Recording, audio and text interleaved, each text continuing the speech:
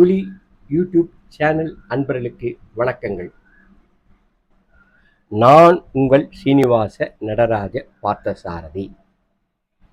இப்போ நாம பார்க்க போற பதிவு பிறந்த குடும்பத்திற்கு பலன் தராத அமைப்பு. அதாவது ஒருத்தர் பிறக்கும் போதே அந்த ஜாதகரால அந்த குடும்பம் மேன்மை அடையுமா அல்லது மேன்மையிலிருந்து இறங்கி கீழே வருமா என்பதை பொறுத்து சொல்லப்படுவது. இது எப்படி ஒரு ஜாதகத்தில் அமையும்னா, ஒருவருடைய பிறந்த ஜாதகத்தில் ஜென்ம லக்னம் ஒன்று இருக்கும். அந்த லக்னத்திற்கு 3வது இடத்தில் குரு என்ற சொல்லக்கூடிய கிரகம் இருந்தால் அந்த ஜாதகர் பிறந்தது முதல் அவருடைய குடும்பத்தின் மேன்மை அந்தஸ்து படிப்படியாக குறையும்.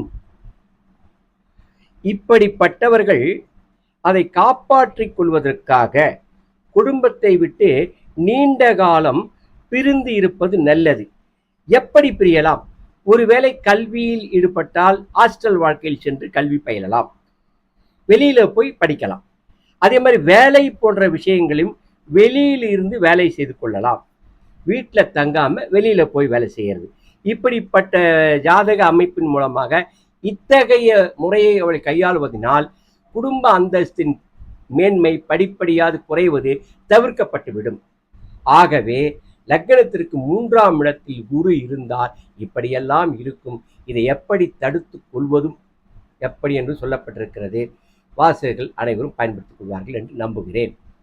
நான் உங்கள் சீனிவாசன் நடராஜ பார்த்தசாரதி. வாழ்க வையகம், வாழ்க வளமுடன். நன்றி, வணக்கம்.